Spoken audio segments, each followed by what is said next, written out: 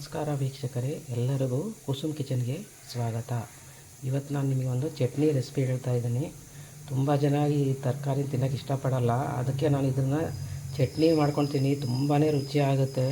ಇವತ್ತು ನಾನು ನಿಮಗೆ ಮುಲ್ಲಂಗಿ ಚಟ್ನಿ ಮಾಡೋದಕ್ಕೆ ಅಂತ ಹೇಳ್ತೀನಿ. ಯೂಶ್ವಲಿ ತುಂಬ ಜನ ಮುಲ್ಲಂಗಿ ಪಲ್ಯ ಇಷ್ಟಪಡಲ್ಲ, ಅದಕ್ಕಾಗಿ ಈ ರೀತಿ ಚಟ್ನಿ ಮಾಡ್ಕೊಳ್ತೀನಿ. ತುಂಬಾ ರುಚಿಯಾಗಿರುತ್ತೆ. ಇದಕ್ಕೆ ಬೇಕಾಗುವ ಸಾಮಗ್ರಿಗಳು: ನಾನಿಲ್ಲೊಂದು 2 ಮುಲ್ಲಂಗಿನ ಚೆನ್ನಾಗಿ ಚಿಕ್ಕದಾಗಿ ಪೀಸ್ ಮಾಡಿ ಇಟ್ಕೊಂಡಿದ್ದೀನಿ.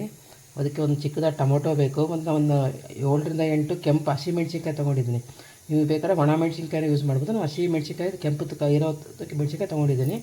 ಒಂದು ಚಿಕ್ಕ ಈರುಳ್ಳಿ, ಒಂದು ಸ್ವಲ್ಪ ಕೊತ್ತಂಬರಿ ಸೊಪ್ಪು, ಒಂದು ಸ್ವಲ್ಪ ಕರಿಬೇವು, ಒಂದು ಸ್ಪೂನ್ ಧನಿಯಾ ಬೇಕಾಗುತ್ತೆ, ಕಡಲೆಬೇಳೆ, ಜೀರಿಗೆ ಮತ್ತು ಒಂದು ಸ್ವಲ್ಪ ಬೆಳ್ಳುಳ್ಳಿ. ಈ ಚಟ್ನಿ ಹೇಗೆ ಮಾಡೋದು ಅಂತ ನಾನು ನಿಮಗೆ ಹೇಳ್ತೀನಿ. ಈಗ ನಾನು ಅಗಲವಾದ ಪ್ಯಾನ್ ತೊಗೊಂಡಿದ್ದೀನಿ. ಇದು ಪ್ಯಾನ್ ಬಿಸಿ ಮಾಡೋಕೆ ಇಟ್ಟಿದ್ದೀನಿ. ಈ ಪ್ಯಾನ್ ಸ್ವಲ್ಪ ಬಿಸಿ ಆದಮೇಲೆ ನಾನು ಇದಕ್ಕೆ ಒಂದು 2 ಸ್ಪೂನ್ ಎಣ್ಣೆ ಹಾಕ್ತಾಯಿದ್ದೀನಿ. ನಾನಿಲ್ಲಿ ಶೇಂಗಾ ಎಣ್ಣೆ ಬಳಸ್ತಾಯಿದ್ದೀನಿ, ಗಾಣದ್ದು. 2 ಸ್ಪೂನ್ ಎಣ್ಣೆ ಹಾಕ್ತಾಯಿದ್ದೀನಿ. ಇದು ನೋಡಿ, ನಾನಿದು ಎಣ್ಣೆದು ಬಾಟ್ಲ್ ತೊಗೊಂಡಿದ್ದೀನಿ ಅಮೆಝಾನಲ್ಲಿ. ತುಂಬಾ ಚೆನ್ನಾಗಿದೆ. ಯಾರಿಗಾದರೂ ಇಷ್ಟ ಆದರೆ ಇದನ್ನು ಖಂಡಿತ ಅಮೆಝಾನಲ್ಲಿ ತೊಗೋರಿ. ತುಂಬಾ ನಿಮಗೆ ಚೆನ್ನಾಗಿರುತ್ತೆ. ಗ್ಲಾಸಿಂದ ಇದು ನೋಡಿ. ನಿಮಗೆ ಇಷ್ಟ ಆದರೆ ಇದನ್ನು ಅಮೆಝಾನಲ್ಲಿ ನೋಡಿ ತೊಗೋರಿ.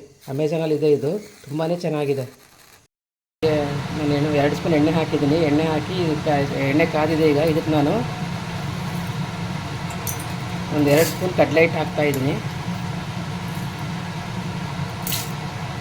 ಸ್ಪೂನ್ ಕಡಲೆ ಹಾಕಿ ಸ್ವಲ್ಪ ಇದನ್ನು ಫ್ರೈ ಮಾಡ್ಕೊಳ್ಳೋಣ.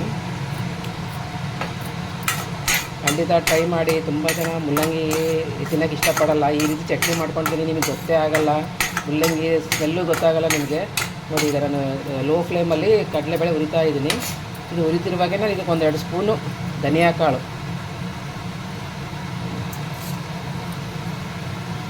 2 ಸ್ಪೂನ್ ಧನಿಯಾ ಕಾಳು, ಒಂದು ಸ್ವಲ್ಪ ಜೀರಿಗೆ, ಒಂದು ಸ್ವಲ್ಪ ಜೀರಿಗೆ ಹಾಕ್ತಾಯಿದ್ದೀನಿ. ಚೆನ್ನಾಗಿ ಫ್ರೈ ಮಾಡ್ಕೊಂಡ್ಬಿಡ್ತೀನಿ. ಆದಷ್ಟು ಲೋ ಫ್ಲೇಮಲ್ಲೇ ಇದು ಮಾಡ್ಕೊಳ್ಳಿ, ಅವಾಗ ರುಚಿ ಆಗುತ್ತೆ. ತುಂಬ ಹೈ ಇಟ್ಕೊಂಡ್ಬಿಟ್ಟು ಒತ್ತಿಬಿಡುತ್ತೆ ಎಲ್ಲ ಇದು.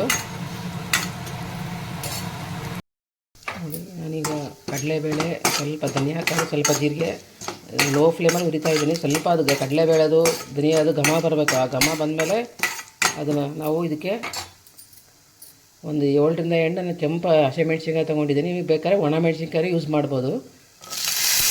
ಹಸಿಮೆಣ್ಸಿನ್ಕಾಯಿ, ಇದಕ್ಕೆ ಒಂದು ಗಡ್ಡೆ ಬೆಳ್ಳುಳ್ಳಿ ಹಾಕಿ ಚೆನ್ನಾಗಿ ಫ್ರೈ ಮಾಡೋಣ ಇದನ್ನು.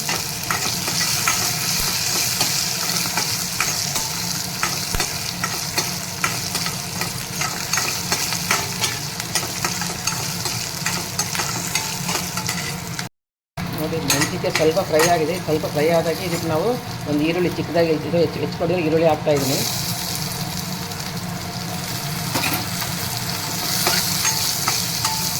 ಸ್ವಲ್ಪ ಕಂದು ಬಣ್ಣ ಬರೋದಕ್ಕೆ ಚೆನ್ನಾಗಿ ಬೆಳೆಸ್ಕೋಬೇಕು ಇದನ್ನು.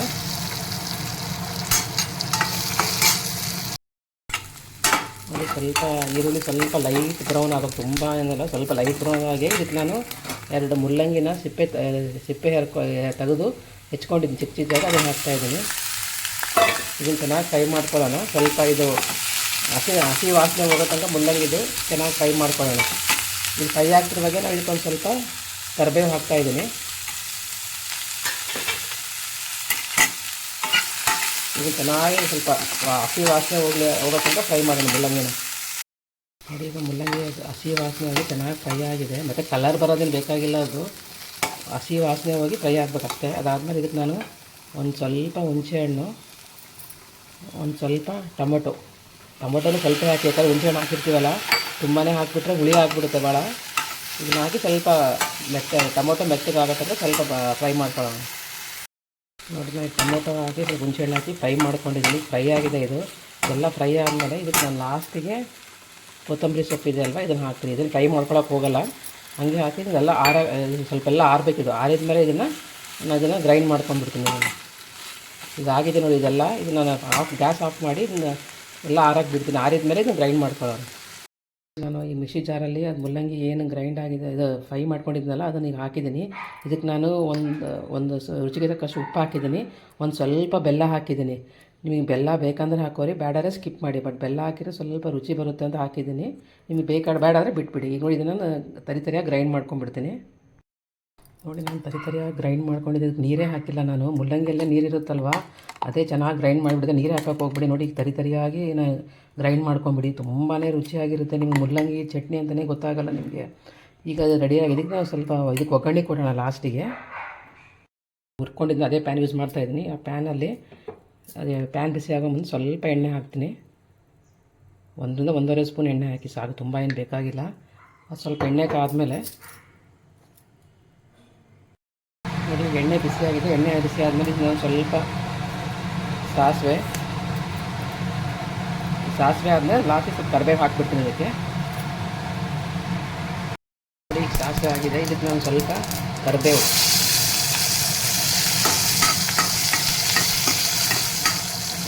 ಆದಮೇಲೆ ಇದನ್ನು ಗ್ಯಾಸ್ ಆಫ್ ಮಾಡಿ ನಾನು ಈ ಚಟ್ನಿ ಇದೆ ಅಲ್ವಾ, ಏನು ರುಬ್ಕೊಂಡಿದ್ದಲ್ಲ ಮುಲ್ಲಂಗಿ ಚಟ್ನಿನ, ಇದನ್ನು ಹಾಕ್ತಾಯಿದ್ದೀನಿ ಇದಕ್ಕೆ. ನೋಡಿ ಜಾರಲ್ಲಿ ಮೇಲೆ ಚಟ್ನಿ ರುಬ್ಕೊಂಡಿದ್ದಲ್ಲ, ಇದನ್ನು ಹಾಕಿ ಚೆನ್ನಾಗಿ ಮಿಕ್ಸ್ ಮಾಡ್ಕೊಂಬಿಡೋಣ. ಖಂಡಿತ ಟ್ರೈ ಮಾಡಿ, ತುಂಬಾ ರುಚಿಯಾಗಿರುತ್ತೆ. ಗ್ಯಾಸ್ ಆಫ್ ಮಾಡಿದ್ದೀನಿ ನಾನು. ಈಗ ಇದನ್ನು ನೀಟಾಗಿ ಮಿಕ್ಸ್ ಮಾಡ್ಕೊಂಡ್ಬಿಡ್ತೀನಿ.